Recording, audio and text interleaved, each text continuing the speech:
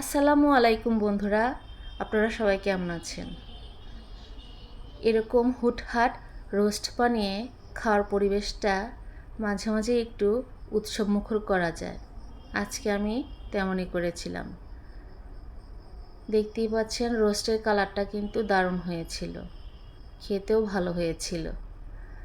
এই রোস্ট রান্না করতে আমি তেমন বাড়তি কোনো মশলা ব্যবহার করি নাই, বাড়িতে যে রেগুলার মশলা ছিল তাই দিয়েছি, কিন্তু খেতে হয়েছিল অতুলনীয়।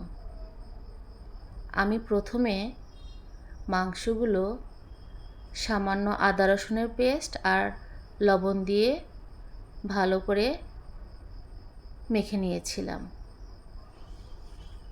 এরপর আমি 20 মিনিটের জন্য রেখে দিয়েছিলাম।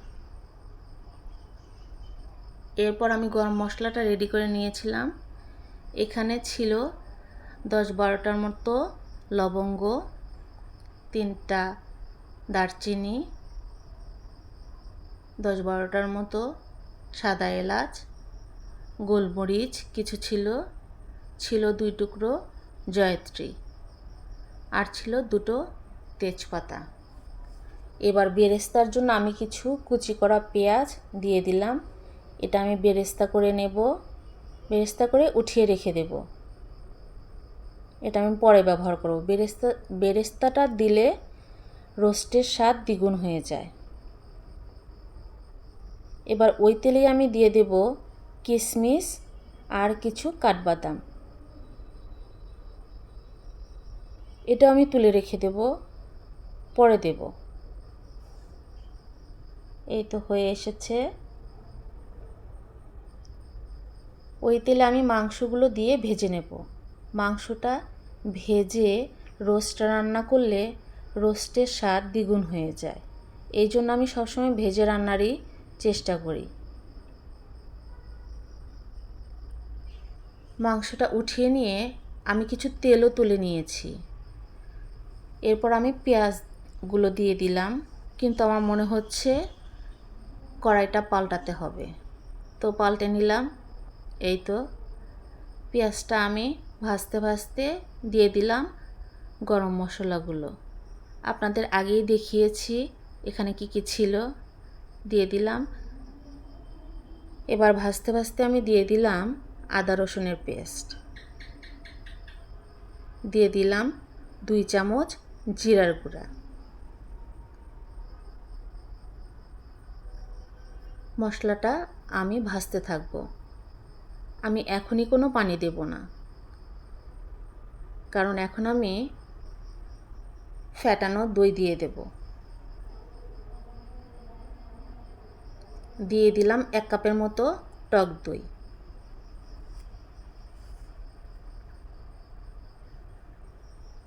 টক দইটা দিয়ে আমি ভালো করে নাড়াচাড়া করে কষিয়ে নেব। এই দেখেন তেল উঠে এসেছে।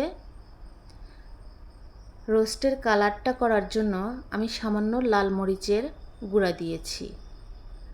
আমি এক্সট্রা কোনো কালার ব্যবহার করি নাই। দিয়ে দিলাম লবণ।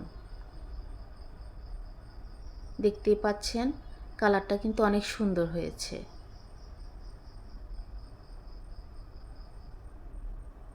মাংসগুলো উল্টে পাল্টে দিলাম।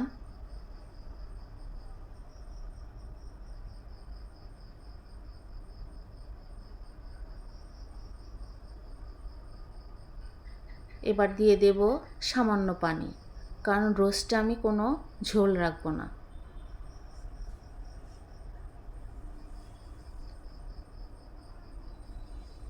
এবার আমি ভেজে রাখা বেরেস্তা, কিশমিশ আর কাঠবাদামগুলো দিয়ে দিলাম। এবার ভালো করে একটু নেড়ে দিই। বলক আসার পর দিয়ে দিলাম চেরা কাঁচা লঙ্কা।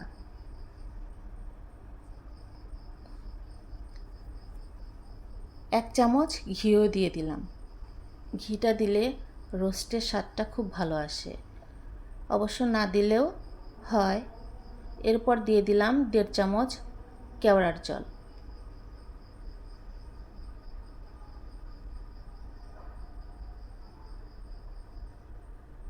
এক চামচ চিনি। রোস্টটা একটু মিষ্টি মিষ্টি হলে ভালো লাগে। এই তো নেড়ে চেড়ে রান্না প্রায় কমপ্লিট। দেখেছেন তো কি সুন্দর হয়েছে। রোস্টটা এবার আমি নামিয়ে নিচ্ছি। অনেক সুন্দর হয়েছে। আর আমি কোনো ঝোল রাখিনি, সামান্য একটু ছিল, ওগুলো আমি প্লেটে তুলে নিলাম।